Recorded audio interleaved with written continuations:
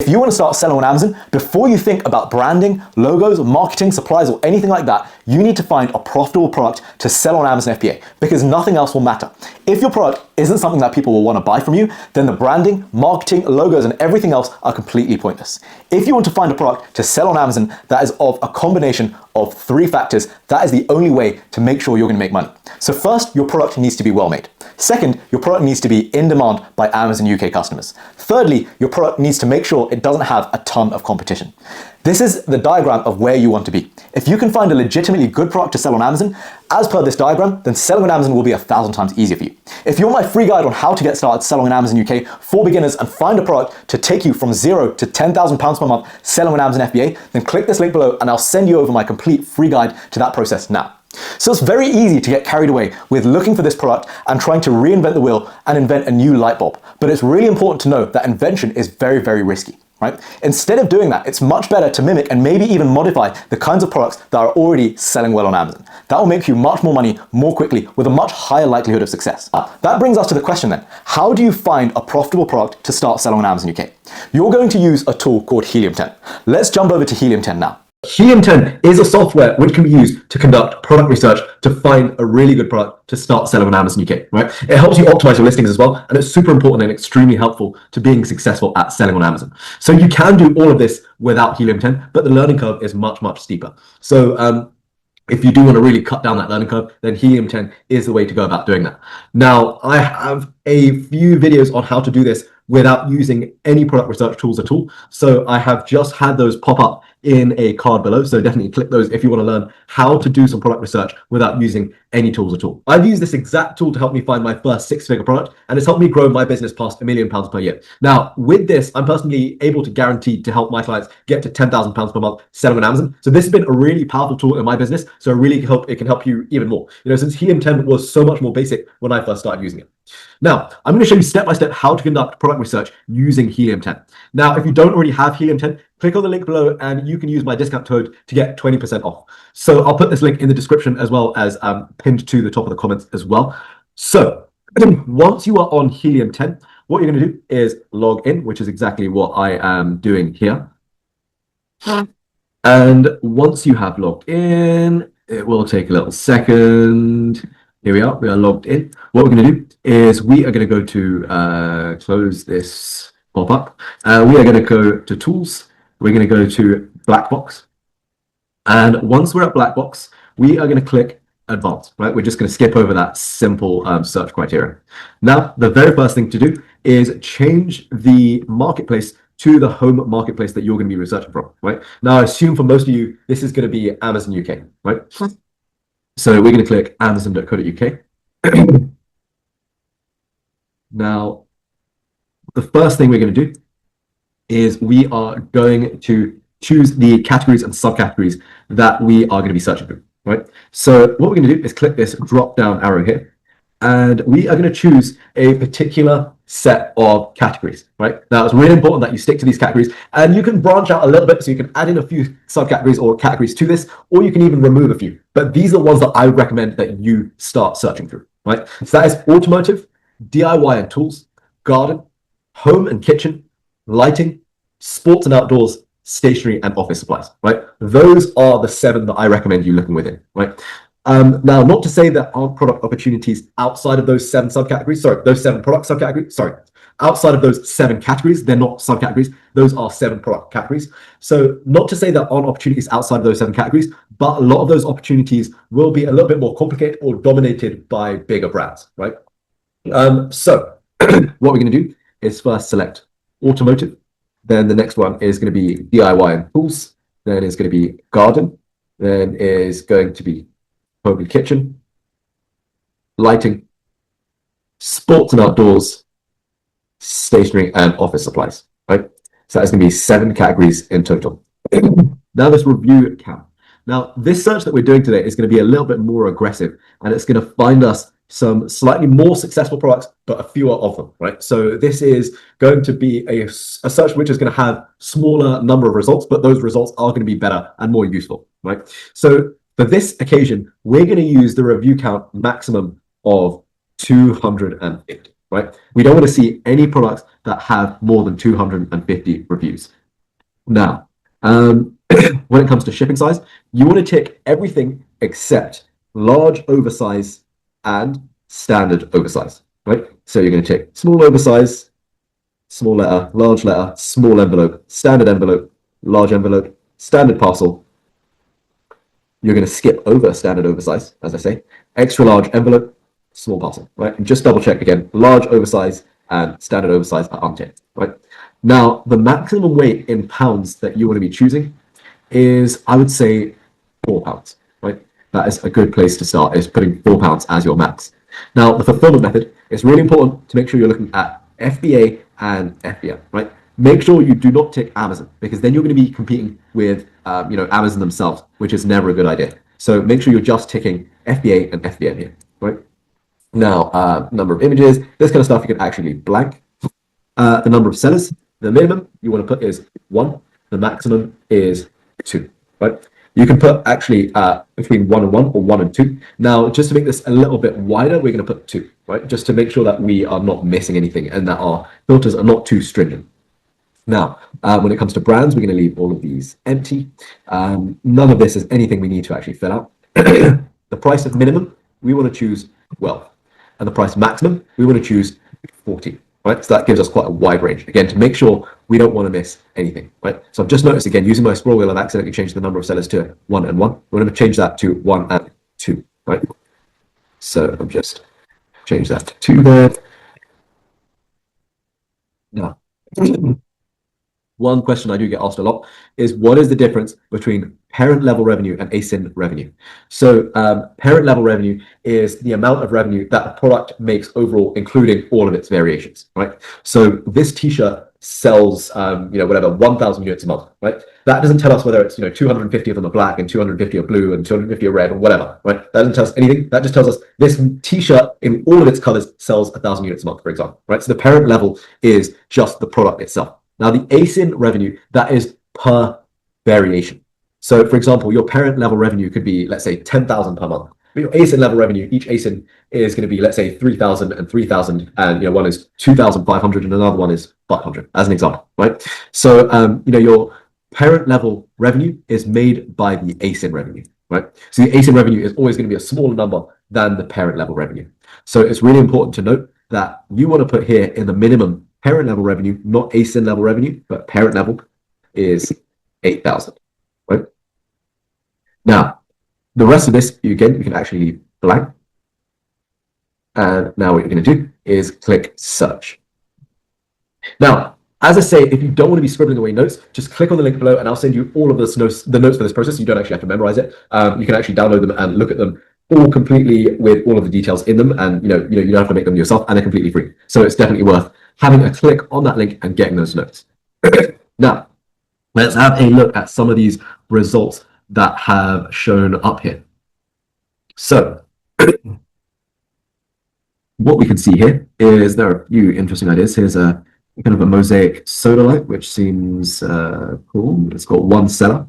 Its listing's been around for 2 years and 2 months, so not a long time, but not no time at all. And it's doing actually £8,300 per month, right? This product. Now, what is important to note is that this particular variation is only doing £500 per month, right? So this listing overall is doing quite a lot. It's doing £8,300 per month, but this particular variation is not doing very well at all, right? It's only £500 per month, which you want to be avoiding. So just to clarify that for you, if I open this up, what you can see is this listing overall, when it does open, is doing £8,000 per month in revenue. But this particular variation, oval blue, with in one piece, is doing just £500 per month, right? But overall, this listing, including all of its variations, is actually doing relatively well. But it is important to note these details. Now, as we keep going through, we're going to see some interesting products. Again, some of these, I think this one is quite interesting. The adjustable magnetic fly screen for doors and windows. Sorry, let me just move my screen here. So that actually looks quite interesting. It looks like quite a summer-friendly product. Here we've got a water container. again, same mosaic lights, I believe, from this listing. So this is quite a good listing. It does have a lot of variations. That's just something to be aware of. So definitely one thing for you guys to consider is when you're looking at these results, there will be some results where the parent level is doing quite a lot of revenue. So the parent level revenue is quite good, but the ASIN level revenue is not. So you want to just be aware of that and making sure that you are looking at the ASIN level revenue as well, right? Not to just say that if it's a low revenue, it's not good. It's worth looking at some of the higher ranking variations, right? So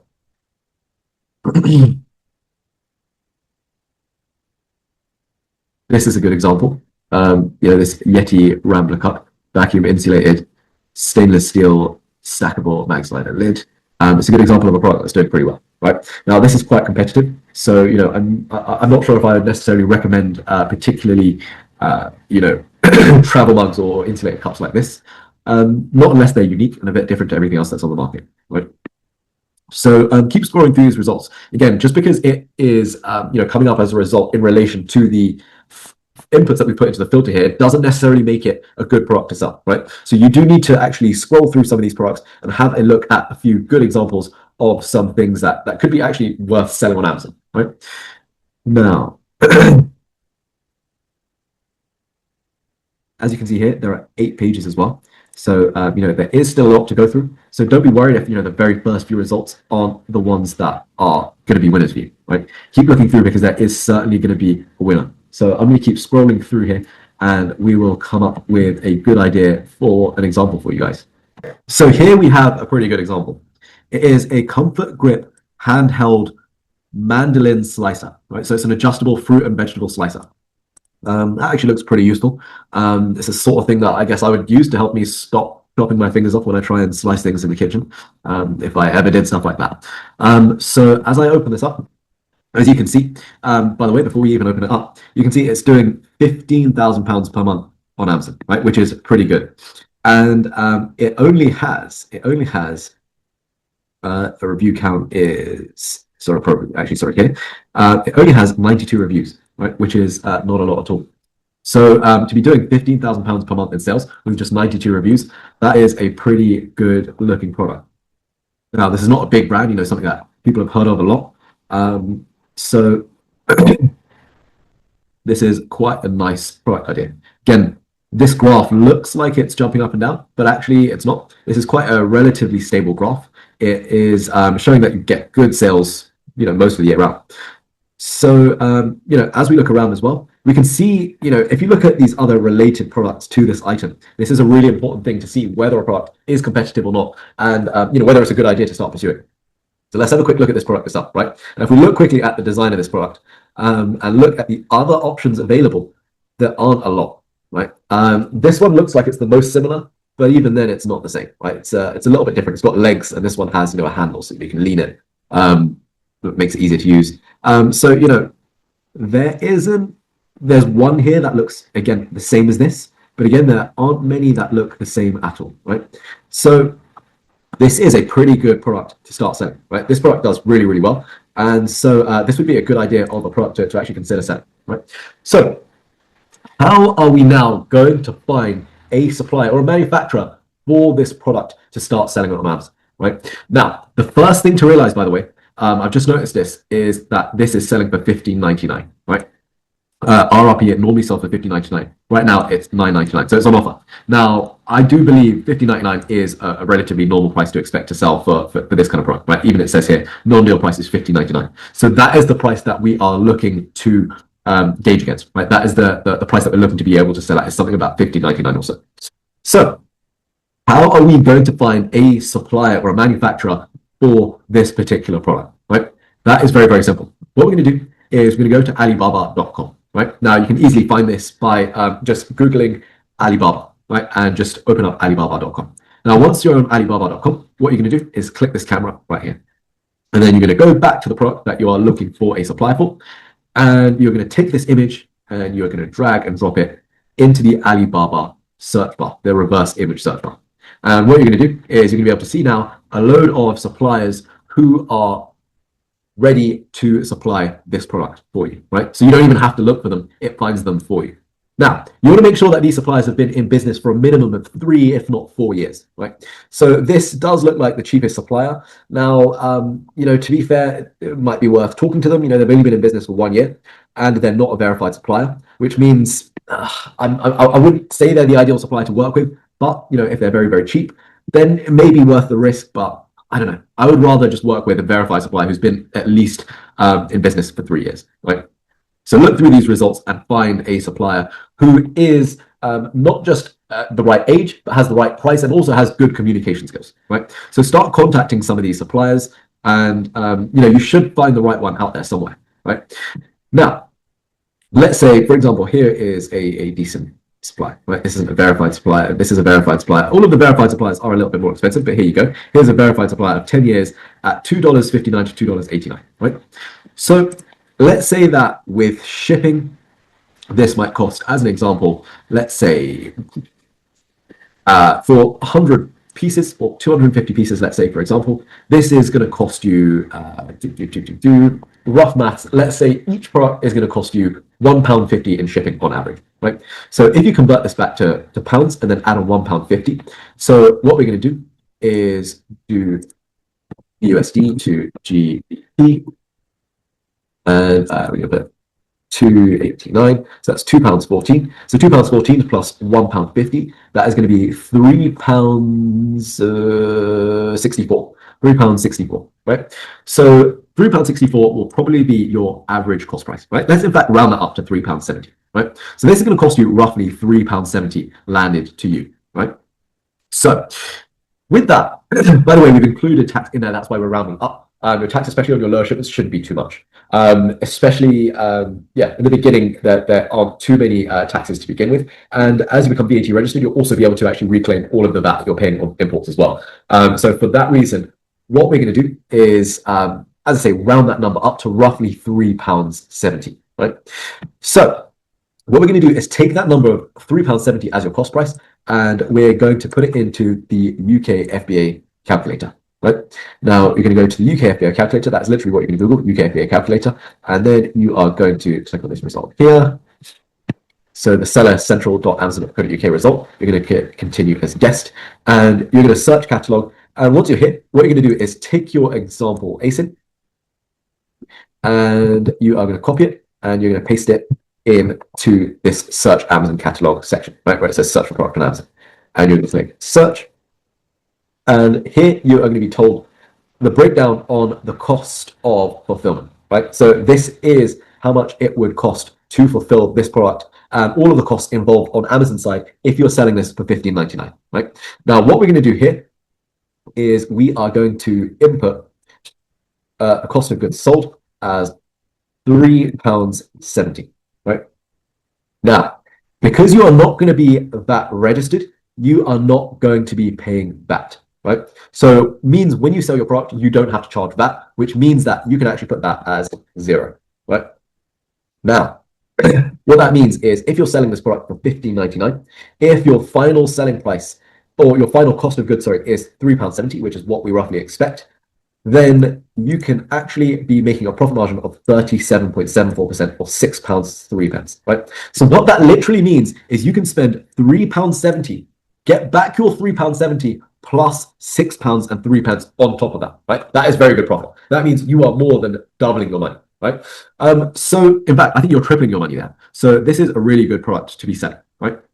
Especially at this price. So it means you can afford to have your cost of goods even higher. So let's say £4, right? So even if it was £3.70, but you're spending, let's say, an average of, let's say, £2 per unit on ads, it means you still have a decent profit margin left over. You're still more than doubling your money, right? You're putting £3.70 in, you're getting that back, and then a further £4.03 on top of that, right? So that is a good profit margin to be making for this investment. So over time as well, what you're going to find is your cost of goods is going to reduce, and your cost of ads is also going to reduce, right? So as you can see here, the more products that you buy, the lower your cost of goods per unit will be. Also, the lower your cost of goods will be in terms of shipping, right? So the rule of thumb is that the higher the volume that you ship, the cheaper the price per unit tends to be. So for that reason, what you're going to find is that over time, let's say this goes down to, let's say, £3.20, and this goes down to, let's say, £1, you're still going to have very good profit margin, right? You're going to be more than doubling your money. So yeah, this is a very good product to start selling. So yeah, excellent example here. So with that, a quick word of advice on this, what I do myself here, even though we've done a lot of research on this, is if you're doing private label, whatever you sell, make sure to buy a really small amount first to avoid losing money if it doesn't go well, right? You won't make money selling that first batch of items because that's not the point, right? You want to make sure that they sell before buying bigger volumes. So if you can't sell 20 units, how in the hell will you sell 1,000 units, right? So no matter how confident you are, no matter how much research you've done, even if you've done everything that we've done here, what you want to do is first just make sure to buy around 20 samples of this product and make sure you can actually sell those 20 samples before buying hundreds or even thousands of units, right?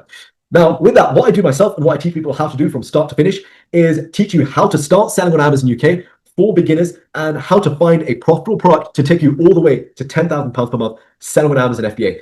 And I help you to start by finding a really good product just like this to actually start selling on Amazon. Then I help you to find a supplier just like this to actually be able to supply that product for a good price, someone that is of good communication, someone that's got a good reputation, then help you create a brand around that idea, list that product on Amazon, make that listing look really nice, then advertise your product and scale you all the way to £10,000 per month selling on Amazon, right? That business model is called Amazon Private Label. Now, there are some people who say that this doesn't work and it's old, but the market continues to grow every single year, right? While more sellers do join, 99% of them fail because most of them sell the exact same kind of obvious products, right? I'm talking about things like iPhone charging cables, smartphone cases, yoga mats, water bottles, reed diffusers, selfie sticks. The sorts of thing everyone thinks of at first. You want to think a bit further outside the box than that, right? This has been amazingly successful for myself and my students because we look for unique ideas that most people are simply overlooking, right? That is where the money is. And the best bit is, if you set things up correctly to start with, it's very passive to maintain. It's like your very own personal money machine. So if you do want to learn some free tips that I've learned over the last 10 years and selling millions of pounds worth of products on Amazon, just click the link below for those free tips right now, right? And those are completely free. You can use those to make money and they are completely free. So you have absolutely no reason not to do that, right? I'm going to be showing you guys exactly how to open an Amazon Seller Central account in the UK to start selling on Amazon. Now, the first thing you're going to do here is click Learn More. And once we scroll down, what we're going to be able to see is this here, Choose Your Plan. Now, there are two types of Amazon seller accounts. There is professional seller accounts, which you're going to be setting up since you want to be starting a real business, but there is also a personal Amazon seller account. With personal seller accounts, you get charged your normal Amazon fee plus a fee of around 75 pence per item that you sell. With a professional seller account, you pay the normal fee plus £30 a month as an active Amazon seller. So that means if you sell more than 35 units a month, it's actually cheaper to set up an Amazon professional seller account than a personal seller account, right? So here we're going to be opening up a professional Amazon seller account for your limited company rather than in your personal name or an individual account, right? So first, when it comes to selling on Amazon, you want to set up a limited company for yourself to sell through. Amazon won't allow you to register as a professional seller with all the best tools if you're not registered through a limited company, right? It also makes finances way easier to track and it's tidier for admin and it makes you less likely to quit the process. In my experience, you're much less likely to quit when you've already set up a limited company first as well. Now, luckily for you, setting up a limited company is pretty simple. Just Google register your company on Companies House and it will take you to a page that will be a .gov website, right? You need a few pieces of information like your ID and proof of address ready so that it's best to keep that to hand. This should only take around 20 to 30 minutes, so it's not long, but it's not quick either. You can also use rapidformations.co.uk, which will also make it quicker and easier to register your company. But either way, you want to make sure that your personal information is always filled out correctly when registering your limited company, right? It will make life a lot easier for you. Do not, and I repeat, do not make mistakes there, right? Take your time and do that correctly first before even thinking about your Amazon seller account. By the way, if you don't want to be scribbling away notes here, just click on the link below and I'll send you all the notes for this process so you don't have to memorize this and you can actually watch the video, right?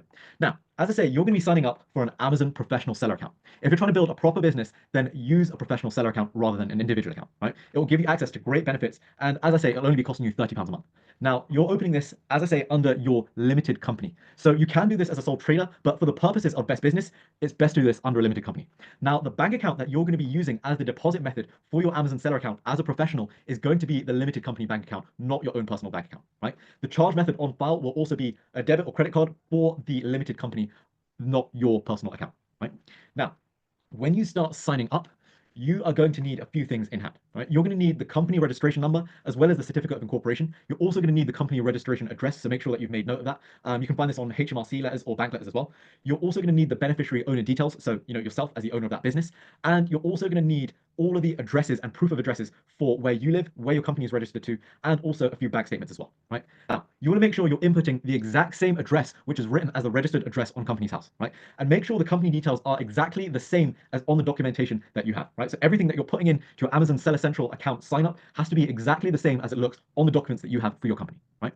Now, you also make sure all your personal details are also input correctly, exactly as they are on your official documents. So for example, your name needs to match your passport name, right? Your address needs to be written in the exact same way. Everything needs to be completely accurate, right? You can make no mistakes doing this because that's just gonna make your life really, really difficult. Make sure every single thing that you're inputting about your company and about yourself is completely accurate, and make sure that those bits of information are actually copied from documents that you have, and that Amazon are gonna ask you for the proof of what you've input, right? Now, by the way, as I keep saying, if you don't want to be scribbling away notes, just click on the link below and I'll send you the notes for all of this process so you can actually watch this video instead of trying to memorize it, right? Now, what you want to do is you want to go to sellercentral.amazon.co.uk, right? You can also find this by Googling Amazon Seller Central UK, but actually, let me show you this first. First thing I'm going to show you is what I've got ready to provide as documentation. So I've got documents for the limited company and documents for the director owner, which is me. So the limited company documents include a bank statement, the certificate of incorporation, a couple of other bits that I've downloaded from the rapid formation emails. They probably shouldn't be needed, but I've downloaded them anyway, and a letter from HMRC. I think most likely I'm only going to need these two. Now for myself, director personally, I've got a utility bill, which helps to act as proof of address. And I've also got my passport, which is a photo ID. Okay, so it shouldn't be too difficult. I'm going to enter my first name and last name. So that'll be Neelan.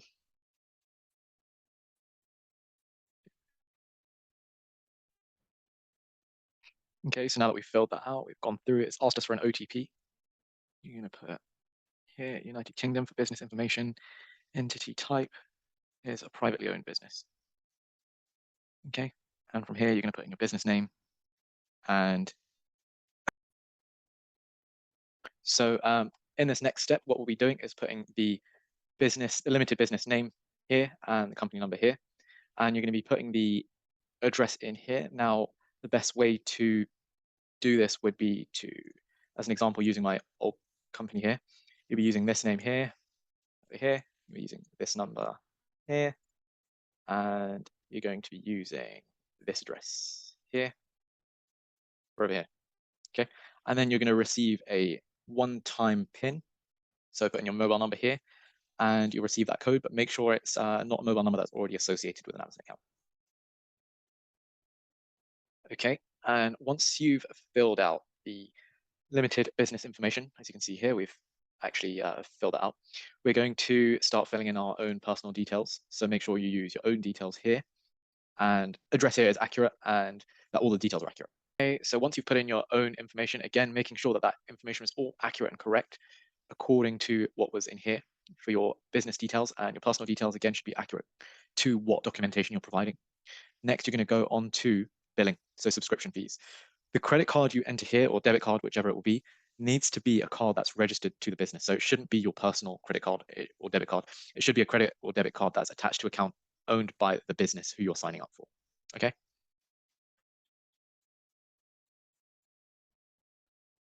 Okay, so once you've done that, at the next step, you'll be asked to put in your store name and whether you have UPCs, essentially barcodes for all of your products, and if you're a manufacturer or brand owner. So you're going to put in your business's trading name, so whatever it is, XYZ Company Limited, go there. This is not your brand name. This is just your business's store name. So, your company name is fine. And you're going to answer yes to both of these questions. Finally here, after you've clicked yes to both, for this, you're going to need to tick some of them. So then here, you're going to have your business details reiterated here to make sure they're correct, and also your personal details, and they're going to ask you for your ID documents and proof of address here. So again, make sure these are accurate when compared with the documentation that you've got to prove your ID and proof of address. You may as well hit the subscribe button below so that you don't miss out any of these free tips that I'm going to be publishing here too, because it'll also give you guys a demo on how to look for products to start selling on Amazon too, and find profitable products to start selling on Amazon FBA, right? Now, while you do that, you may as well hit the subscribe button below so that you don't miss any other tips that I'm going to be publishing here as well, because I'm going to be giving you a demo on how to actually look for products to start selling on Amazon too, as well as having a particular focus on Amazon private label to show you how to not only make more money, but also how to use less money starting your business too, right? Today, I'm going to be showing you step by step how to create an image of your brand name on your Amazon private label product, to apply for Amazon brand registry, and then to use the same image to apply for an Amazon GTIN exemption. So you can start selling on Amazon UK without having to order hundreds or even thousands of units first, and also without having to get your brand name or logo printed onto your product before you start to sell on Amazon FBA, right? So we're going to do this by editing real world images of a sample product to get those images to pass both Amazon brand registry application and the Amazon GTIN exemption. So this method will save you hundreds, if not thousands of pounds, because you can do this yourself for free with a free software, and you don't need to spend a penny on UPC barcodes or mass stock orders with your logo or brand name printed on, right? So this is going to be done with clever image editing, making this process completely free and costing literally £0. So my name's Neil Mayani. I'm a 7-figure Amazon seller, and I want to show you guys exactly how to edit your private label product image to have your brand name on it, right?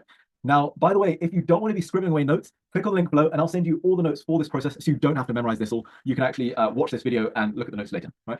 So before you do anything in this video, you need to have your professional Amazon seller account open already, right? If you don't have the Amazon seller account open, then your Amazon registered brand won't link up to your Amazon Seller Central account if it's not open first, right? So don't start Amazon brand registry until you have your professional Amazon Seller Central account open first, right? So I repeat, open your Amazon Seller Central account first before starting Amazon brand registry, right? That's really, really important, right? So open that first and then sign into Amazon brand registry with your Amazon Seller Central account, email address, and password, right?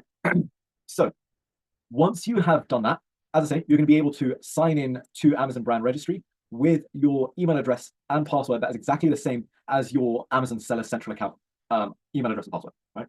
So after that, you're going to download an amazing free editing software called GIMP, right? So we're just going to go here, GIMP. Now, so GIMP is a free Photoshop alternative, right? And with a little practice and play, you can learn how to use GIMP as effectively as Photoshop, to be honest. And it's 100% free. So first download and install the latest version of GIMP. So right here, that's 3.0.2. And yeah, download and install this first. That's going to be one of your first steps, right? You can do this with AI image editing softwares, right? However, those kind of images usually leave a digital signature to show that they're made by AI. And Amazon's application system for both brand registry and GTIN exemption will pick that up and reject your application, right? So editing the image manually can be, a little bit more subtle, and it's not that hard either, and it's much more likely to be accepted, right? So I mean, AI-made images can be accepted by Amazon application systems like brand registry or GTIN exemption, but more often than not, they're rejected. As I say, because generally AI images do have a digital signature, within that file, and for that reason, generally images that are real world but edited by basic softwares are more likely to pass Amazon brand registry or GTIN exemption applications, right? So as I say, download GIMP. You can easily do that exactly as you saw me do this. So either just Google download GIMP or go onto gimp.org and download, and then just download the latest version for your PC, right? So next, get 6 photos of your product in the real world held in hand with a straight photo angle showing your product from the front, side, other side, back, top, and bottom, right? And just to make this super obvious, I'm going to show you a demo here, right? So here's a product that I just found on my desk earlier. So you are literally going to take a photo with a plain against a plain background, literally, as you can see here. So against a white wall or something like that, no obstructions, just to make this a really nice, simple, easy photo.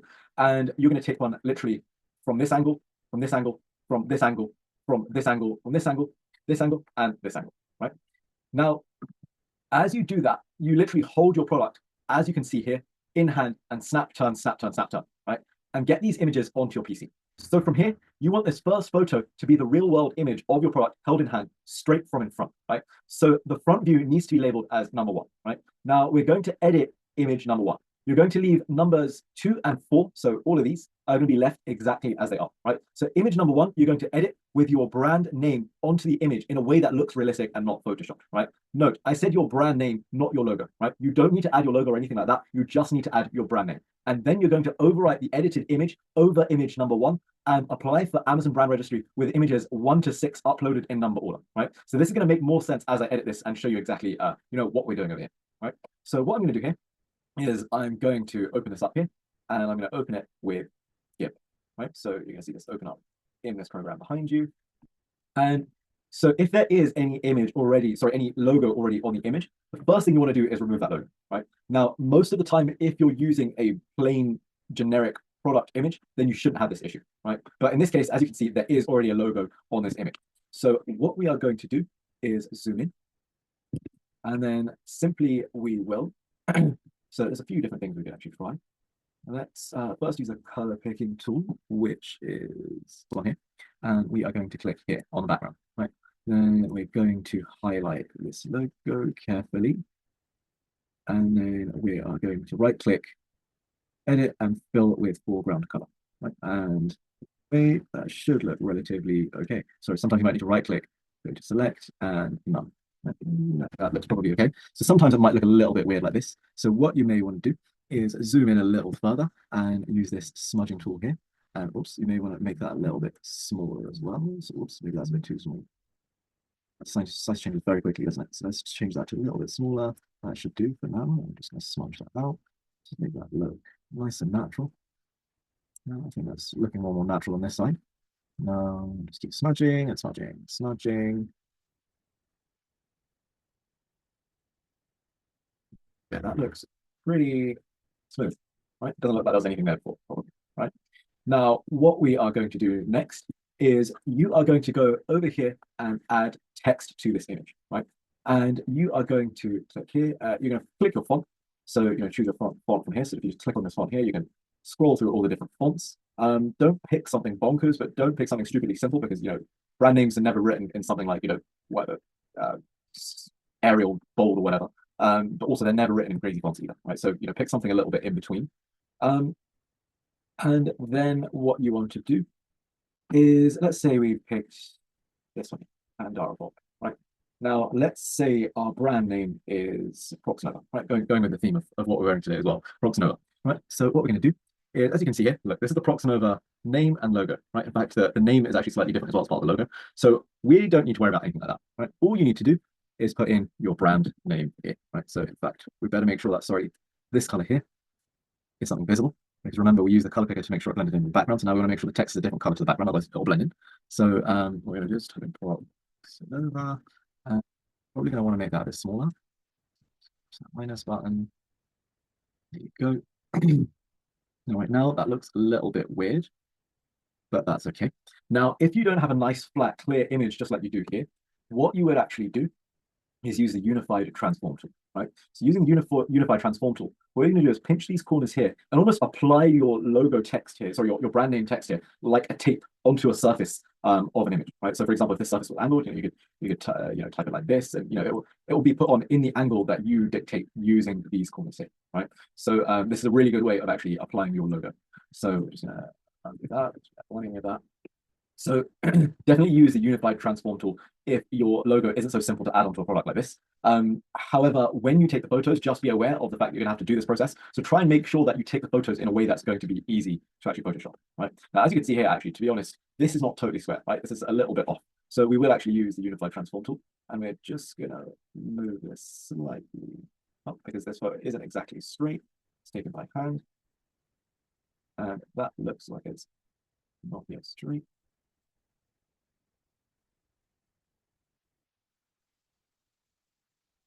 Yeah, there you go. That looks about straight, right? Now, once you're done, just press enter. So once you're done, you can actually, just select a different tool. And then there you go, right? Now, the next thing you're going to do is come down here in the bottom right-hand corner, as you can see my mouse, in the bottom right-hand corner, you can come to this text layer. And on opacity, you're going to click reduce, right? You can reduce it slightly so it looks a little bit more blended into the rest of the image, right? So look, if you can see the color of this print here, we probably want the brand name to be that same sort of color, right? So we want to fade it up to the same type of, well, I'd say about there, looks about right. Okay. So now when we zoom out, that looks relatively real, right? That could probably pass. I'd say there's no reason why it would. I mean, if you want to get a bit deeper and make the logo a bit better, the brand name a bit better and make this a better Photoshop, you absolutely can. But here we go, right? We've done it. We've just successfully Photoshopped our brand name onto a product, right? Now, what you want to do next is just overwrite this image onto the current image that you have in the files. So that'll probably take a few seconds. Now, what you want to see is this one here that we've got in our files. Maybe our new and updated one. There you go, right? So image number 1 is going to be our new image with our brand name on it, right? Now, by the way, as I keep saying, if you don't want to be scribbling away notes, just click on the link below and I'll send you all the notes for this process. You can actually watch this video instead of, trying to scribble away notes and memorize everything. As I say, just click that link below and I'll send everything over to you instead, right? Now, as I say, once you've done this, you should have that first image saved as your product image with your brand name on it, right? Note I said brand name, not your logo. Now, what you're going to do next is you're going to go back to Amazon Brand Registry, and you're going to go back to your Amazon Brand Registry application, which you already should have been filling out. So we've just come back to this Amazon Brand Registry application. We're going to start right from the beginning here, just to keep this cliffy. So we're going to click Enroll a New Brand. And what we're going to do is, when it comes to Amazon Brand Registry, by the way, you're also going to need to make sure you have the following things before you actually are able to do your Amazon brand registry application, right? So the first thing you need is your invoice for the samples of the stock you've already purchased, right? Now, the second thing is you need your trademark application receipt or your trademark examination letter. So that examination by a trademark officer is normally done within 1 to 2 weeks after you've made your trademark application, right? Now, the third thing you're going to need is a digital JPEG copy of your logo, right? The fourth thing you're going to need is your trademark number, which is going to be the same as your trademark application number, right? Now, finally, what you're going to need is a bunch of images of your product held in hand and captured from all different angles, showing your trademark brand name in the first view, which is exactly what we've just made, right? So if you have all of these for your application, you'll probably see your Amazon brand registry application being accepted within about 1 or 2 days, right? So what we're actually going to do here is I'm just going to show you quickly. If I click enroll your brand, what's your brand name? So we're going to put in here, over, upload your brand logo. Logo up here, uploaded here. Now, the next thing we're going to do is we are going to select the correct trademark office, which is the UK IPO. And then we're going to enter the trademark number. Now, the easy way to do that is go to trademark search, then open up the UK IPO result, sorry, the .gov.uk result. And then you're going to look for search services, search for a trademark, and then you're going to search by keyword, phrase, or image. Now, what we're going to do is type in Proxinova, and in this situation, you're going to type in your own brand name, and we're going to click search. And yeah, as I say, the site is pretty slow, so yeah, I'm probably going to have to edit this out, but we can do that soon. Okay, here we go. So we can use this trademark here as an example, right? So when it comes to your trademark number, that is my trademark number, right? So you go back to enter your trademark number, and that'll be it, verified. Now, as I say, you can upload a high quality image of your design mark. So we're going to do upload the exact same image again, your logo. And you can say, yes, I own the trademark. Upload a copy of a proof of trademark ownership. So here you're going to upload your examination receipt from the UK IPO.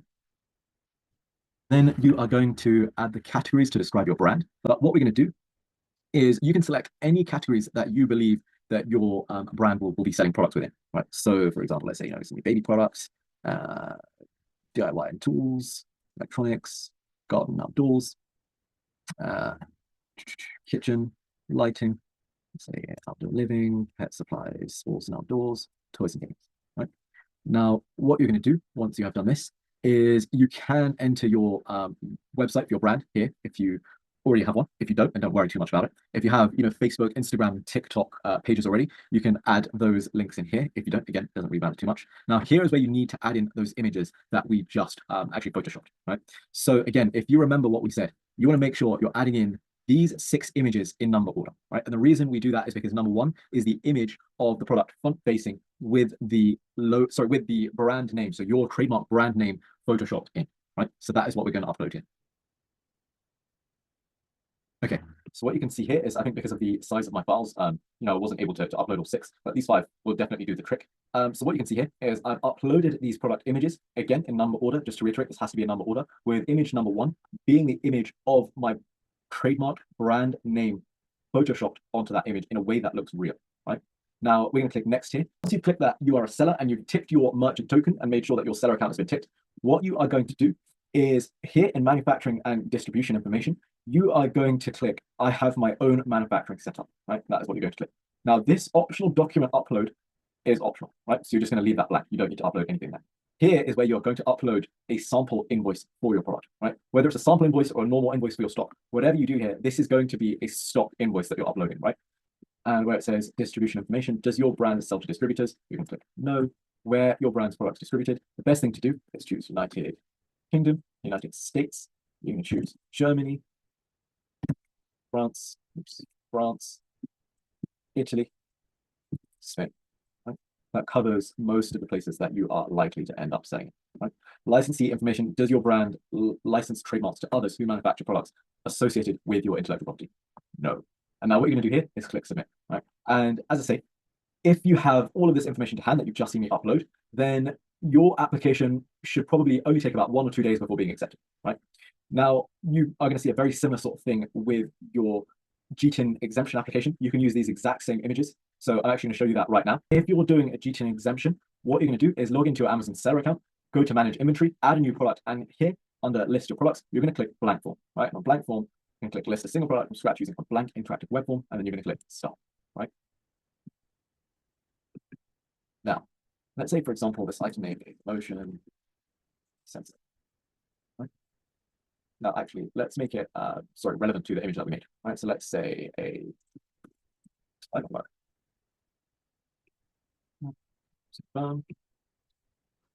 and what you are going to find very shortly. This will take a little while as well. By the way, if this product type is incorrect, you can click this gray button that says select other and look for a more accurate product type or product category as well. Right? Now, once you've done that and you have decided, which recommended browse node you're going to use, what you are then going to input is your brand name. So you're going to put, let's say, box in that. Right? And then what you're going to put is I don't have a product ID. Right? Now, once you tick this, when you click next, what is going to happen is you are going to be asked to make a GTIN exemption here, right? So what's going to happen is, because this is already a registered brand, it's actually not giving me the option to apply a GTIN exemption here. But let's put in another name. Let's change that name slightly. Okay. And then just tick it again. Let us refresh. There you go. So what's going to happen is you have entered a brand name that's not been previously approved by Amazon, right? So you're going to need to apply for approval to list products using this brand name first, right? And that is where you're going to be needing to make the UPC exemption or the GTIN exemption application, right? So you have indicated the product does not have a product ID. You need to apply for the approval to list this product without an ID, right? So you're going to click apply to sell. And what's going to happen is a pop-up is going to come up like this. You're going to click apply to sell here. And you can leave this blank if you don't have a website already. What you're going to do is take all of these items. These are basically saying your product needs to have this, blah, blah, blah, blah, essentially a little checklist. And you, again, just like the first time, are going to upload your images in the exact same order that you saved them, right? Because earlier we made some images of your product held in hand in the real world with your logo, with your brand name on the front image, right? So on the first image. So it's really, really easy to get confused, actually. Even I myself accidentally said, you're going to have your logo photoshopped onto your first image. It's not your logo, it's actually your brand name, right? So again, this is the same set of photos, your brand name photoshopped onto your product in hand pictures, which look very, very realistic, right? So I'm just upload those now. Okay. So as you can see here, I've uploaded these all in number order in the exact same way that we saved it. And as you know, this first image is the only one that's actually been photoshopped, right? All these other images are real images. This first one is the only one with the original logo removed and with our brand name photoshopped in a way that looks realistic, right? Now, once we've done that, we're going to put in our email address here. So let's put in my email address here. And then we are going to put in your phone number. And then once you do that, you're going to click submit, right? Now, once you've done that, again, just like your brand registry application, within 1 or 2 days, you're probably going to get an email saying that it's been accepted, right? Now, if it hasn't, it's probably to do with the fact that your photoshopped image isn't believable enough, right? Or you've made a small typo in your Amazon brand registry application, or you've made a small typo in your brand name in your GTIN exemption application, right? So make sure you're doing everything super carefully and make sure that image that you make, that Photoshop image of your product with your brand name photoshopped in, looks realistic, right? That's really, really important. I want to show you guys exactly how to find fast and free images for your Amazon private label product, right? Now, by the way, if you don't want to be scribbling away notes, just click on the link below and I'll send you all the notes for this process so you can actually watch this video instead of, trying to memorize everything as we go by, right? Now, when it comes to images and selling on Amazon, the first thing that you need to know is that when you start selling on Amazon UK or anywhere else in the world that you sell on Amazon or sell online, product images are a free-for-all, right? And what I mean by that is we are in a wild west of image theft, particularly by Chinese sellers, right? In the unlikely event that you have a copyrighted image for your Amazon private label product, you may be able to do something about other sellers stealing your product images, maybe, right? But in most cases, in real life, other sellers will be stealing and or modifying your Amazon private label images for their own Amazon listing, right? So what you need to understand is in this climate, using other sellers' images found online is completely normal, and everyone, and I mean everyone, steals product images online, and you will be at a massive disadvantage if you're not doing this too, right? Now that we've accepted image sharing on the internet is part of the game, how do you use this knowledge to steal images from our competitors who sell on Amazon or elsewhere for our own Amazon product listing, right? So there are 3 main ways that we're going to do this. So the first way is we're going to find successful competitors selling the same product as you on Amazon. We're going to download their images and use them, right? So you're simply stealing images from a successful competitor who already has nice images of your same product, right? So that'll be the first way. Now, the second way we can also do this is you can use your own supplier or find other suppliers listed on Alibaba using reverse image searches to find listings selling the same design as you. And you're going to save those images in the exact same way. And you're going to use these supplier or manufacturer images for your Amazon listing, right? So that's the second way. Now, the third way that we can also try is you can take whatever low quality, ugly images that you already have for your Amazon private label product, then drag and drop them into Google's reverse image search to find some really nice images of your product on the wider internet, right? Now, more often than not, the best images that you'll find from a Google reverse image search, again, will be on a page probably created by a Chinese seller, right? Now, again, by the way, if you don't want to be scribbling away notes, just click on the link below and I'll send you all of the notes for this process so you can actually watch this video instead of trying to memorize this process, right? Once you find some nice images on Amazon, Alibaba, or elsewhere on the wider internet using Google, how do you know that these kind of images will work best for your listing in order to gain the maximum amount of traffic, sales, and profit? It's actually very, very simple. All you need to do is check what kind of images your most successful competitors are using and make sure that your images that you use for your own Amazon private label product is a similar style, right? And in that way, you can use your competitors' tried and tested concept of a main image to remove any guesswork, right? So essentially, you're looking at what kind of images your most successful competitors are using, and you're going to use the exact same kind of images for your product, right? Now, let's use an example of a product which we have a bad looking image for our Amazon private label listing, but we're looking for a set of nice professional images to replace them with, right? So here is a good example. Now, this is a dog bark deterrent device, right? Now, I don't have a dog and I don't know too much about these kind of products, but I think this trains your dog to not bark like a maniac, but it does it using ultrasonic waves to make it more humane than using a dog shock collar, right? So this is our example product of something where we've got an okay-ish image and we want to look for a better image to replace that with, right? So as you can see here, this main image is a clean image, right? But it's not the clearest in terms of communicating to the buyer what this product is for, right? Because again, if you didn't have this listing description behind you, you know, the title, the description, all these other infographics here, if you came across this image on its own, you would more or less have no idea what this product is or, you know, what it does, right? So for that reason, what you want to do is look for the most successful small seller of dog bark deterrent devices, such as this one. And what you want to do is observe what kind of images they're using, right? Now, you can see on this listing, which shows the product and the dog in the image too, it seems to perform a lot better than our example of a floating image of the product by itself, right? Because when you've got a product with this image and, you know, a few little, you know, waves coming out of it and a dog next to it, it makes a lot more sense as to what this product is and how it works and what it does, right? So, you know, having a few additional elements like the dog and these shockwaves and the images just really helps to make sure that this main image clearly transmits to your buyer what the product does and how it works, right? So what you want to do now, as I say, the first thing we're going to do to help find us a good replacement image for this product is we're going to first find a successful competitor selling the exact same product as you on Amazon, then download their image and use that image, right? So you're simply stealing the image from a successful competitor who already has nice images of your product on Amazon, right? So what we're going to do is type in dog bark deterrent device, right? And I've already done that here. So what we're going to do is type in dog bark deterrent device and then search, right? Now, what you're going to do is search through these results and look for a product which is exactly the same as your product on Amazon, but has the kind of image that you're looking for that is similar in style to this, right? So let's keep looking. Let's keep looking. Let's move this square out of the way so we can see a little easier. We keep looking. We're looking for the exact same product as our image here again, but again, with an image in this style, right? Because that is the better image. And that seems to convert clicks into buyers and makes more money when your listing has an image like this versus like this, right? So let's keep looking for an image that matches our product. Again, you can see this image matches our example product, but again, you can see it's not actually any better, right? We're looking for an image like this. So let's keep looking. Okay. None found on the first page.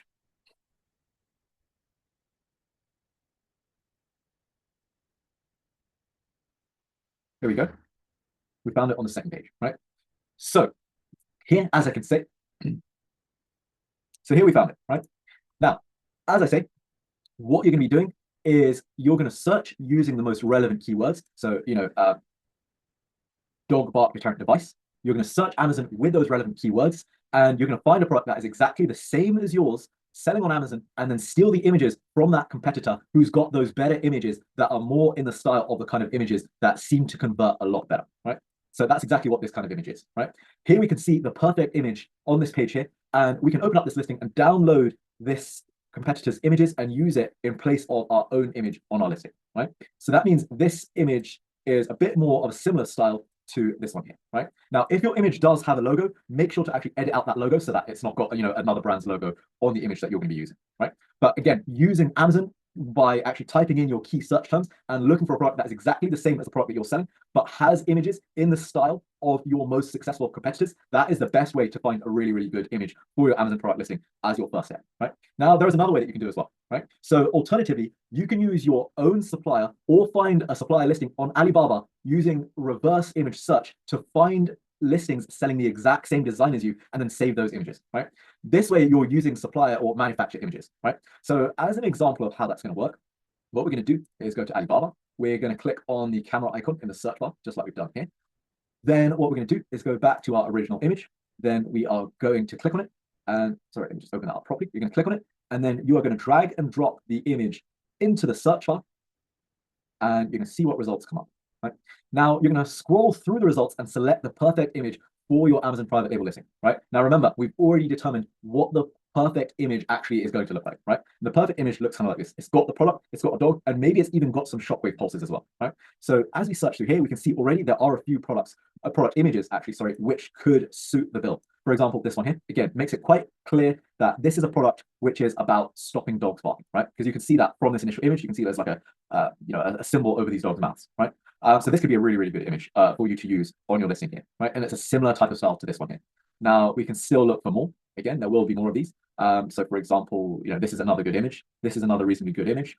Keep scrolling through and you will find more images that are more and more perfect and suit exactly the kind of function that you're needing your main product image to suit, right? So again, you're looking for an image of this product, but in this style, right? And you can keep scrolling through Alibaba to find an image like that. But again, as I say, you'll probably find some quite similar images quite quickly, right? So this one here is quite a good image for our product listing, but also an image like this could work quite well if you just edit out these two things here and make this the image of the product itself a little bit bigger and make the image of the dog a little bit bigger and you make this mute a little bit bigger as well, right? So this will give you a lot of options to look through, right? Now, the final method that you can also use instead of looking on Amazon or looking on Alibaba is you can actually use Google reverse image search, right? So this is the same tool that you can use to check if someone's a catfish, right? If any of you have ever watched Catfish, the TV show, this is the tool that they use to reverse search the images of the catfish to see who the original publisher of those images were, right? Basically to see if anyone else is using those images. Now, that's exactly what we're going to be doing with our product here, right? So what you're going to do is go to Google image reverse search, right? So you're going to actually search online Google reverse image search, right? That's what you're gonna do. And then it's going to lead you to this page here. And you're just gonna click on this camera here. You're gonna go back to your original product listing with your original image. And you're gonna drag and drop your original product image into the Google reverse image search. And then you are going to look at the search results just like this, right? And again, what you can already see is just like how we saw on Amazon and Alibaba, is there are loads and loads of images of this product which would actually be really, really suitable for your listing and are much better than the current image that we're using right now, right? So here's a perfect example of an image that would suit the bill, right? Again, it's the exact same image actually as this one. So this is the perfect image for you in terms of replacing this product image here.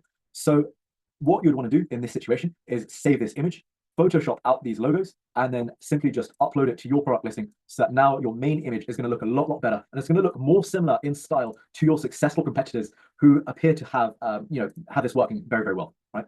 So this is the perfect image for your product listing. So what you're actually going to do here is save this image, Photoshop out the logo, and then upload that image to your Amazon listing to replace the currently not very good image with this new image, which is a lot more similar to the images used by your most successful competitors, because images of this style are working very, very well for your competitors. So that's the exact same kind of style of image that you're going to use for yourself too, right? So it's really nice and easy.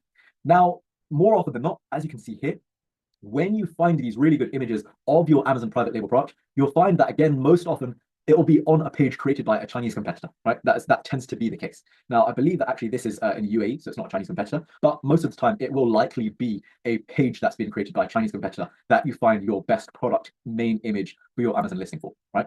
Now, by the way, if you don't want to be scribbling away notes, again, as I keep saying, click on the link below and I'll send you all the notes for this process so that you can see this in a nice, easy format and you don't have to be scribbling away notes during this video and you can actually watch this and understand the concept of what I'm trying to explain to you here. We have logged into our seller account. You've clicked on the 3 lines in the top left-hand corner. You've gone down to inventory. You can also do it through this way, but I actually prefer to do it this way. You're going to click on inventory, manage all inventory, and it'll bring you to this page. right? And here in the top right, up here, you're going to click add a product. Okay. And from here, you're going to click I'm adding a product not sold on Amazon.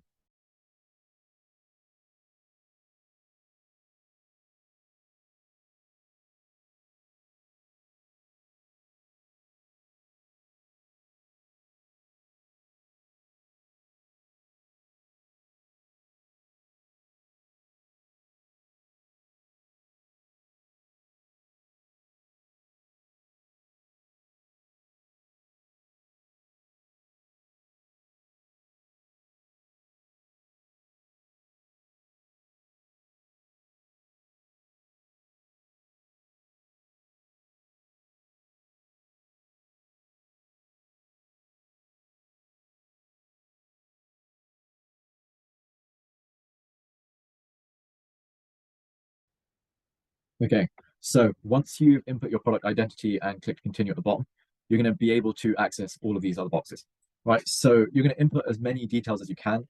Anything that's got an exclamation mark by it or as within a red box is something you're going to have to fill in. So right here, I'm going to have to fill that detail in. And once you've filled in each detail, so let's say, yeah, fine. So once you've filled in each detail, that exclamation mark next to the field disappears, right? So if you've got variations, then you have to do the same thing. For offer, in fact, if you've got variations, just so you can see, let's say you have size variations, so small and large. So what you're going to do is, again, for product ID and product ID type, you're going to leave those totally blank. What you do need to input is the condition, right, and the price and the quantity, and you're going to need to put in your own, again, reference code for this. So, each product that you sell will need to have its own unique reference code, not just for Amazon, but for yourself as well. So, this may need to be, let's say this is called PXT 4567, and this one is called PXT 4568. And that's because this one is silver, this one is gold. Right, as an example. The product ID and ID type, again, should be left blank. Your price, both as this example, quantity of 25. Right, and then you'll be able to move on. Now, once you create this listing, what it will do is it'll turn this listing into a parent listing, and there'll be two more listings underneath that you can edit individually. So you'll be able to individually edit, the image, the description, and whatnot for this and this separately once you create this listing. Right, so this listing will be the parent listing, and there'll be two children listing underneath this listing as variations. So once you've actually created something like this, it'll be a lot more simple. But going forward, what I'm going to do is untick this just for anyone else who hasn't got a variation, so they can also see this part. Now, in this part, you're going to have to put in your own individual code number. So if you don't have variations and you're just selling one type of product, let's say that is 4567 is your code number. Your shipping group, you don't have to actually put anything in there. You can just close that price, put in your retail price. So let's say 19.99, and your quantity. So let's say you've got 25. Condition, you're always going to have to put in a condition, which is new. If you're creating a new listing, don't put anything but new. Scroll through again the rest of the boxes, make sure that you've actually put everything in. Now, in compliance, again, fill out as many of these things as possible, even if they don't have a red star next to them. So in general, throughout all of this population of these boxes, you should put in as much detail as you possibly can, even if you don't have to. So even if there's not a star next to it, you should fill it in if you do know it, right? So if I knew what type of battery this product's going to need, I should put it in, and the size or type and the number of batteries it's going to need, right? And if batteries included, I can just say no, right? Now, you do want to, as I say, put in as much detail as you can, but make sure not to input anything that's inaccurate. So, if you start putting things like this in that you don't know, it's better just to leave that blank because you don't have to again. So next, you're going to go to your images. And within the images, again, this first image here is going to be your main image. So your main image is, again, going to have to be your most attractive image. Make sure it's been cut out and put onto a nice white background. Make sure it's nice and clear. And yeah, just make sure it looks really good. You may have other, illustrations of how your product works that you want to add in. I think you'll have an instinct as to which order that you're going to put these in. So, I think use your best judgment as to what order to put those images in. Now, within your description, you're going to want to put in, each of these points as so. So, your bullet points are going to be copied in literally like this. You're going to have to, you can add up to, I think, up to 10 here, but I'd say add up to 5. You can just add more, remove last, right? But you're going to have to fill all of these in. And then from your description, again, use your HTML adjusted description. You've got your keywords down here, which should be separate, but use this whole block of text and simply just paste it in. Now, sometimes you may get a red error here saying it contains characters that are not allowed, so just search through and decide what it is. Sometimes if you've got spaces within this HTML tagging, that can cause an issue. So, like a space there or, a space here can cause an issue. But, just go through it and have a look and see what it is. It may be a case of your character count is too high. It shouldn't be, because you should have been trying to keep this nice and concise. But if it is, then, decide which parts you're going to get rid of. Avoid long blocks of text as well. So do try and break it up as much as you can. Again, doing that, you may actually, go past the new line limit. So if so, make sure that you can actually delete the new lines concisely so that everything's still nice and clear and well laid out. Now, in your keyword terms, what you're going to do is you're going to use those keywords that were up to 250 characters, including spaces. You're going to copy those into here. And in more details, there may be a red arrow a red exclamation mark that comes up here, depending on how you actually build this in. So some of these may have been filled in and triggered more details to be required to be filled in for the listing, right? But in this case, it hasn't. So again, back here, you want to fill in as much of this as possible. Try not to overdo it. Don't put in things that aren't appropriate or aren't correct. But one thing you may want to do definitely is put in dimensions. That's always very helpful. Package dimensions too. So, from your samples, you'll probably be able to measure out the package dimensions and package weight, right? The item name. So, this doesn't have to be your title. This could be motion sensor security light, as an example, right? There'll be other things here. So country or region is labeled. Put in United Kingdom as much as possible. Wherever you're asked this, you should put in United Kingdom, because you as the seller are selling this from the United Kingdom. And that generally tends to be the way that this tends to work, because you are considered the local manufacturer, right? So there'll be a lot of stuff that won't be relevant to you. There will be, I think, a key features box as well, where you can add in certain features. So just scroll around all of these boxes and be slow. Make sure you make all of these exclamation marks disappear and fill in all of the information that you need before you start going through these things and adding in things here. So as I say, don't be over keen to add details in here which aren't necessarily appropriate. Okay. So once you're done with everything, and once you've actually filled everything in, you should be able to click Save and Finish.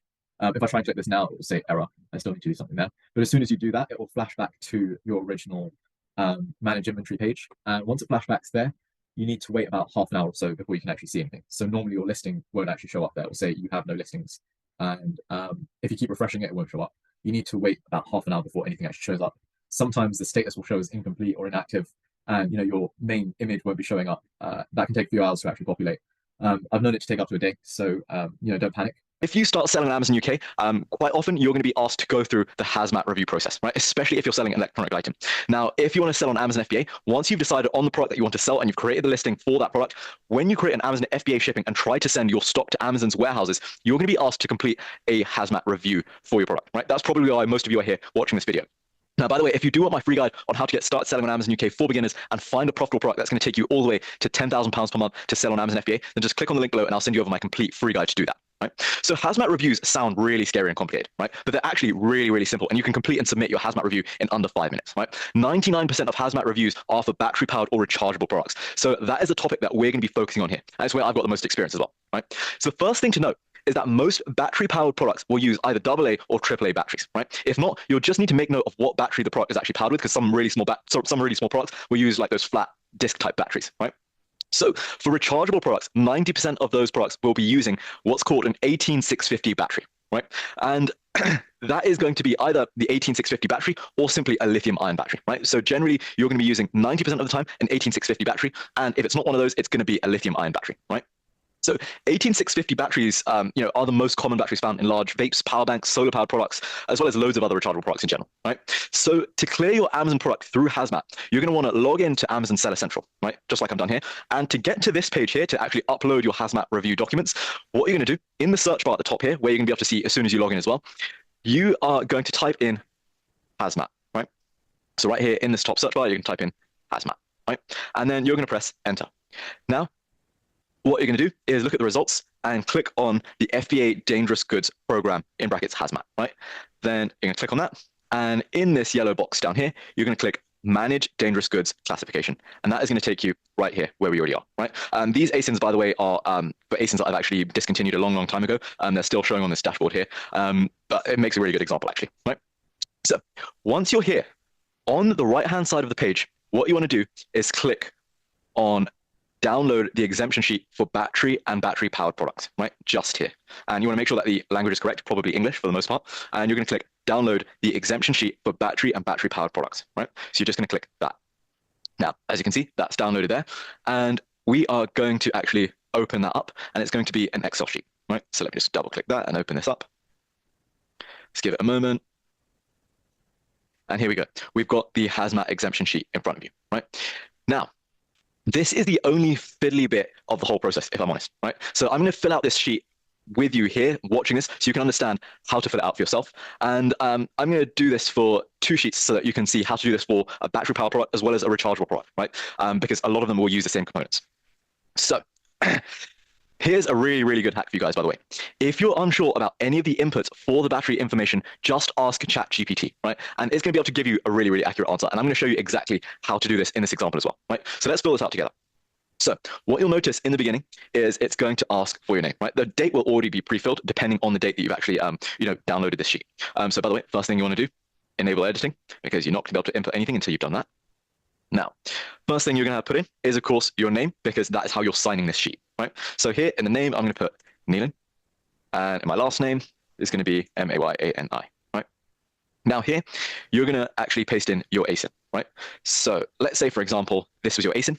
You're going to paste in this ASIN. So literally copy, and you are going to paste it in here, right? Obviously, if that's not the same size, whoops, you're going to get that box a few times. So click on that box and just click on the text part here and paste it into the cell, right? Then you're going to do the exact same thing with the product title, right? Now, of course, that's not showing here, but for any product, essentially, you're just going to open up your product page and just copy in the entire product title for that particular ASIN, right? So, as I say, your general product title. So let's just literally go to amazon.co.uk. Well, this is actually .com, but it doesn't matter. Literally, we're going to open up any random product. So if you were doing it for this product here, you would literally put in this ASIN. That'd be your ASIN. And then where it says product title here, you would highlight this title, copy it, and then paste it into this product title box here, right? So you literally just paste it in there. Now, of course, this isn't going to be a real sheet, so don't worry about why this is going to be accurate, because I've just pasted in a different ASIN here. In fact, just to keep it simple, why don't we put in the same ASIN, right? Just to keep this nice and simple for you. So just replace that with the correct ASIN, right? So now the ASIN and the product title are actually going to be in line. Now, what's in the box? You are going to input a list of all of the components and products, parts of the product that you're going to be including in the box, right? So let's say, for example, it was, let's say, what is this? Let's say scrubber, right? Scrubbing brush. Let's say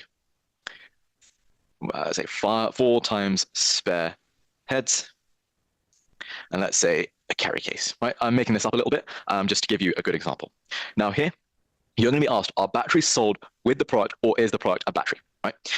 Now, most products that are battery powered, so if it's actually being sold, powered by, let's say, AA or AAA batteries, normally I'm assuming most of you are not going to be providing those batteries with the product, right? If that is the case, you're going to click no, right? And then, so let's say, for example, this was a product that was powered by AA batteries, and you're selling this product on its own, batteries are not included, right? So this is how you would actually fill out that Hazmat review form, right? So you type in your name as a signature, you're going to put in your ASIN, then you're going to type in your ASIN title, you're going to write in what's included in the box, and where they ask, are batteries included with the product, you're going to say no, right? Now, as soon as you do that, automatically the rest of the sheet is going to be blanked out, right? And now what you're going to do here is save this sheet and upload this sheet back to this page here, right? So you're going to click upload document, and then you're going to upload this document here, right? Now, let's say we're going to actually undo all of this. Let's say that actually this product does have a battery, right? This is going to be a rechargeable product. So let's say, for example, this is a rechargeable cleaning scrubber, right? What you're going to do here is you're going to select yes, right? Because this product is sold with a battery, because it contains a rechargeable battery within the product, right? That's how it is rechargeable. So any rechargeable product contains a rechargeable battery in it, right? So what you're going to be asked next is the chemical composition or the cell type of the battery.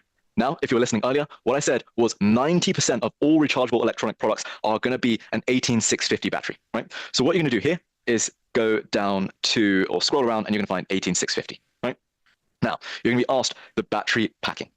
Again, most of the time for any electronic product, in fact, I would say for 99% of rechargeable products, the battery is going to be within the equipment, right? So it's going to be inside the product. For example, when you buy a power bank, you don't take a battery and put it inside the power bank.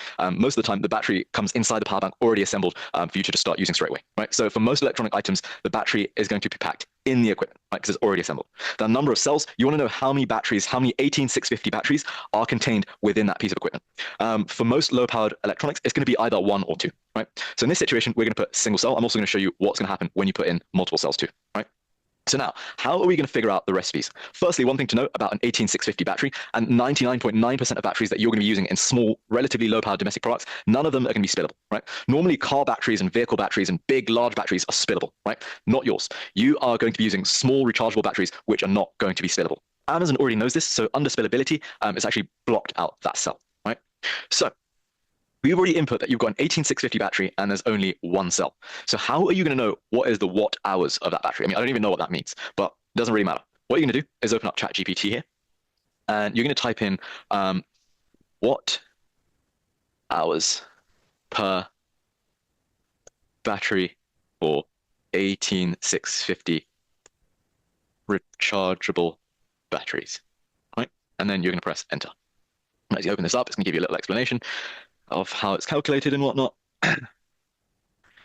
And down near the bottom, you're going to see a little summary. So no matter what your capacity is, you're going to see that your watt hours is between 7.4 and 12.6. Okay, so under watt hours, we can see there are 2 signs here, right? Either watt hours are, less than or equal to 20 or more than 20, right? So are the watt hours less than 20 or more than 20? As you can see here, since the watt hours tend to be between 7.4 and 12.6, either way, the watt hours are going to be less than 20, right? So now your sheet is complete, right? Anytime you've input all of the, anytime all of the inputs are actually completed to a standard that is okay to upload, your detail validation status is going to change to complete, right? As soon as something is missing, it will change to incomplete, right? So once everything's filled in, that spillability will be blacked out. As I say, 18650 batteries are not spillable. Only very large batteries are going to be spillable, which most of you are not going to be using. And so that is complete, right? Now, let's say you had a product which had more than one battery cell, right? So what you're going to do is you're going to select, sorry, let's go back. And instead of single cell, you're going to select multiple cells, right? So let's say you have 2, even 3 batteries. What you want to do is just understand how many batteries your product actually has, right? So when I say how many batteries, let's say you've got 3 batteries and you want to understand what the capacity is, right? Because the capacity is going to affect the watt hours, right? Now, let's say for most of the situations, if you have 3 18650 batteries, you know your watt hours are going to be more than 20. But when you've got multiple cells, as you can see here, the watt hours option changes, right? So is this less than 100, between 100 and 300 watt hours, or more than 300 watt hours, right? Now, in all these situations, when you're using 18650 batteries, unless you're using absolutely loads of them, for the most part, this is going to be the answer, right? Your watt hours is going to be less than 100, right? Now, as I say, as you can see from what we've done here, you don't really need to know what watt hours means. All you need to know is when you type that into ChatGPT, how to figure that out, right? That is all you're looking to do. So you're literally going to times this number, whichever one is correct, so whichever the capacity is. If you don't know the capacity of your battery, just take the highest as an example. And you're just going to times that number by the number of batteries you've got, and that is going to be your watt hours, right? And as I say, in all of those situations, almost every time, unless you've got, as I say, like 8 batteries, those watt hours are going to be less than 100 watt hours, right? And once you've filled that in, your status is going to be complete, right? So what you're going to do here is now save this as your ASIN number, right? Just to keep this simple. So for example, let's say this was your ASIN. What you're going to do is copy this ASIN, and you're literally going to go here, save as, and then once you've saved that, you're just going to save it as your ASIN name, right? Now, once you've saved that, what you're going to do here is you're going to go back to this dangerous goods classification page that you opened earlier. You're going to click upload document. You're going to type in your ASIN number again. You're going to upload that correct file that we just named with the same ASIN number. You're going to specify the document language, which is going to be English, and then you're just going to click upload. And that is all you need to do, right? That's really, really nice and simple. So you've listed your first product on your Amazon seller account, and now you're ready to ship off the product so you can take advantage of the Amazon FBA product. So in this video, I'm going to take you step by step through the entire process of sending your first Amazon FBA shipment, right? And I'm going to do this by using an example product that I've actually sold on Amazon in the past myself. So there are 3 steps in sending your shipment into Amazon FBA warehouses without any issue, right? So step 1 is to prepare your shipment. Step 2 is to create a shipping plan. And step 3 is to schedule your shipment for collection, right? Now, I'm going to break down each one of these one by one, as simple as possible. So let's get started. Now, by the way, if you do want to learn how to find a profitable product to start selling on Amazon UK for beginners that you can start scaling all the way to £10,000 per month, click on the link below to download my full step-by-step guide on how to do that. Or click on the pop-up that you're just going to see now on your screen for the step-by-step video guide on how to do this, right? And by the way, mainly that is going to be beneficial for people from the UK, US, or Europe. So definitely don't miss that video or that guide if you're from any of those places, right? Now, once you're in your Amazon inventory, just like you are here, you need to go onto the product that you would like to ship to Amazon and then click on these three dots in the corner, right? So I've just done this on a blank account, just so I don't actually mess anything up on a live account. And on these three dots, you are going to go down to where it says change to fulfilled by Amazon, right? Now, if you've already converted your product to an Amazon FBA product, then you are going to scroll down to send inventory to Amazon or send more inventory, right? They changed what it says, but essentially it is send inventory or replenish inventory or replenish stock, right? That'll be a very obvious label within these three dots, right? In this case, because we've not changed it yet, we're going to click change to fulfilled by Amazon, right? Now, you're just going to click on it and it's going to take you to a new page just like this. What you want to make sure first is that your packing details, you have selected individual units. And let's say we want to send 10 units to Amazon's FBA warehouses, right? Here in the box where it says units, we're just going to type in the number 10, right? And as soon as you do that, you're just going to click ready to pack, right? Now, again, you're going to click pack individual units because you are going to be prepping all of these units yourself. Now, next thing you're going to do is you're going to need to select how these items are going to be packed, right? So are they all going to be going into one box or are they going to go into multiple boxes, right? Assuming everything is going into one box because you're only sending 10 units, you're going to select everything in one box, right? Now, if you're sending multiple shipments or you think it's going to spill over to more than one box, then just select multiple boxes, right? Very simple. In this case, we're going to select everything will fit into one box. Now, what's going to happen is Amazon is going to ask for the information for that box, right? So essentially the dimensions and the weight. Now, with this, you don't need to be super exact, right? You can actually type this in relatively approximately. So let's say your box dimensions were roughly 50 by 50 by 50, and the box weight was, I don't know, 5 kilos, right? What we're going to do is confirm packing information. And then from here, is you're going to click confirm and continue, right? So the next thing that's going to happen is you are going to be led towards your shipping fees, which are going to be shown here. And for the shipping date, you can normally select today or tomorrow, whenever you would like those boxes collected. If it's going to take you maybe one day to prepare the shipment, I would always recommend you actually select your shipment date to be collected tomorrow, right? So let's say tomorrow would be the 15th of August. We are having a small parcel delivery. So we're not having, pallets collected, we're having boxes collected. So that is going to be totally fine. Under here, when you select the shipping carrier, you want to make sure that you have selected UPS, right? Otherwise, you're not going to get this amazing price of £2.36. Amazon FBA shipping is really, really deeply discounted if you use UPS, right? So make sure to use UPS. Now, under here in your shipments, it's going to show you exactly what you have actually included within your shipment. It's going to show you the number of boxes, the number of different products, the number of units in that box, and also the weight of that box, right? And then it's also going to confirm the charges, which here is £2.36, which is extremely cheap, right? Now, what you're going to do is tick this box to agree to the terms and conditions, and then accept the charges and confirm shipping. Right? Now, if you have made a mistake, as you can just see here, when you've created this shipment, you have up to 24 hours to avoid that shipment, right? So you can actually delete that for up to 24 hours, right? Now, the next step is going to be printing off your box labels, right?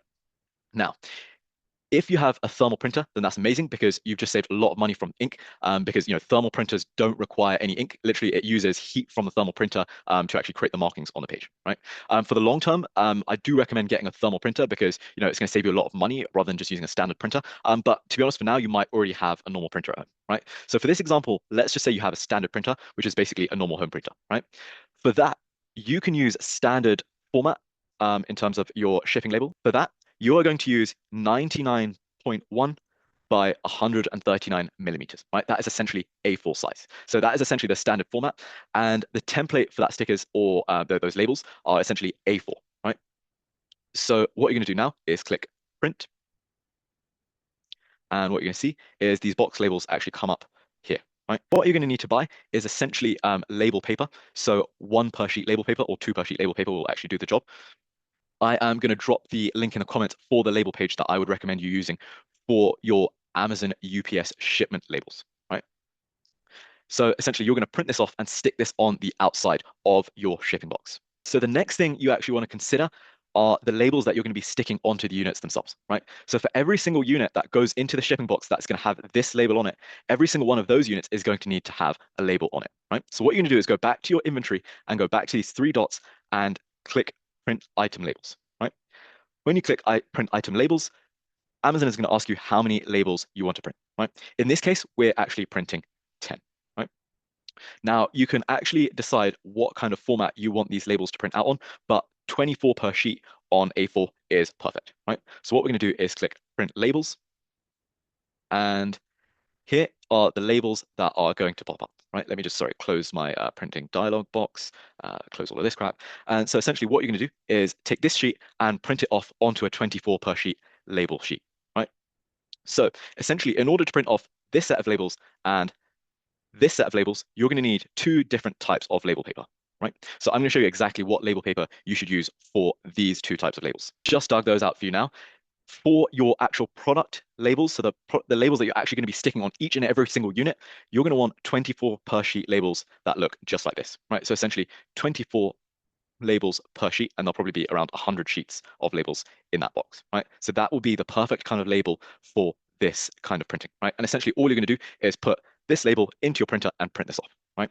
Now, for your main shipping box label, so essentially your shipping label here, your UPS label, you're going to use a 1 per sheet box. So you're going to use a 1 per sheet label, sorry, right? Just like this. So essentially what you're going to do is take one of these labels, put that into the printer and print this label off onto that sheet and stick that onto the outside of your shipping box, right? So essentially the way you're going to prep this shipment, guys, is you are going to print off these labels onto this label sheet. Then you're going to take those labels and stick them onto each of the 10 units that you're going to be sending into Amazon's FBA warehouses. And then after that, you're going to come to this sheet here and print it off onto this label here. And then you are going to seal your box and stick this label onto the outside of your Amazon shipment box, right? And that is exactly how to prepare your shipment. So with that, guys, in the future, your suppliers should be able to actually print off all of these and stick them onto your units, right? So this is a good way to actually get started with your first Amazon FBA shipment. But in the future, when you're sending in hundreds or thousands of units, it's better to get your actual supplier from Alibaba or from China to actually print off all of these labels and stick them directly onto the boxes during manufacturing so that you don't have to do this yourself, right? Now, another confusion that a lot of new sellers have is if you are sending two products, so let's say this was a pack of two, how do you actually label them, right? So if you're selling this as a pack of two, you don't need to individually label each of those two products, right? What you'll need to do is take the two units that you're trying to sell as a pack of two, then you'll need to polybag them together with a suffocation warning label. And by the way, I'm going to leave a link in the description for that suffocation warning label. It's not a sponsored link. I'll just leave it there for you to buy. You can buy on Amazon and actually find that product. By the way, this will only work in the UK because it's for the Amazon UK site, right? All you're going to do is take those two units, put them inside the poly bag, peel off the adhesive strip, seal the bag with those two units inside, then on that bag, put the label on top of the poly bag, right? So there's one label on that poly bag which contains two units inside, right? So once you finish labeling the products, it's time to put them inside the box. So with that, you just tape closed your box. You can use any kind of box. As I say, make note of the dimensions, but when you put them in here, they only have to be rough. With this box, it can be any kind of box. You just need to tape it shut and make sure that it's going to stay securely closed, right? So finally, you're going to schedule your UPS collection. Now, what you're going to do, the first thing is you're going to need your tracking number for your shipment. So you're going to click View Tracking Number and Shipment Details. You can also find it by going to the top here, Manage Shipments, and then clicking on the shipment that you've just made. And then from there, you're going to go to Carrier Details. And once that has loaded, your tracking number will be right here, right? So what you're going to do next is go to UPS's website, which is www.ups.com. Then you're going to go to Shipping, Schedule a Collection. And then what you're going to do is fill in your tracking IDs, collection address, package quantity, and weight, and then select UPS Standard as a service, right? So UPS can collect the next day or even the same day if you schedule before noon. So provide a 4-hour pickup window, right? So here, do you have a pre-printed shipping label? Yes, you do. And what we're going to do here is actually copy and paste in your tracking numbers here. Now, UPS account information, you can actually leave that all blank, but essentially you want to put in your company names. Let's say, for example, Proxinova Technology, your contact name, and then you're going to put in your address for the collection here, right? Then finally, you're going to put in your package contents here, and you're going to select your collection date and time, right? I don't need to fill out all of this information for you. I'm sure you guys will know how to do this. And finally, you're going to put in your contact information at the end and select next, and then UPS will confirm your collection, right?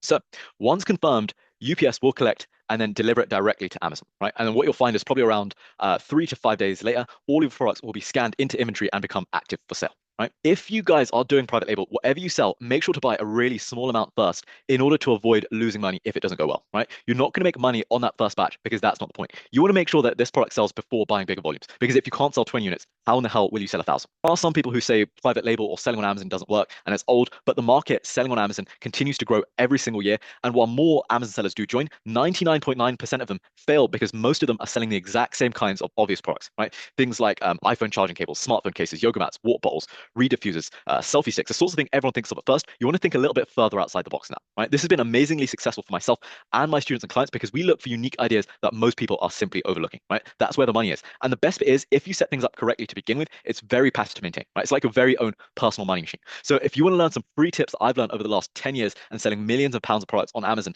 then just click on that link below to learn all of that stuff in that free guide completely for free, right? So if you do have any questions at all or get stuck with anything or something doesn't make sense, just simply reply to those notes that I email you and I'll be able to get back to you and help you with whatever you need. The exact same thing goes for the free tips. So just click on that link and get my notes on this process and my free tips. Reply to either of those emails if you have any questions at all, and I'll be happy to clarify your understanding for anything, right? So that is everything today, guys. As I say, it's pretty much a step-by-step guide on making your first Amazon FBA shipment for your product, right? Now, there will be a lot more videos to come to help break that down for you to understand more easily in detail on how to launch your brand selling on Amazon. So if you did like this video, don't forget to hit subscribe and like this video so you don't miss out on those free guides. So you don't just save money getting started selling on Amazon, but you also learn to make more money selling on Amazon too, right? If you do have any comments or suggestions, please drop them down below. I'll be replying to all of them. I hope this has been really, really useful for you guys. Reply to my notes or guides if you do get stuck. Thank you guys so much for watching today. Happy selling, and I'll see you in the jungle.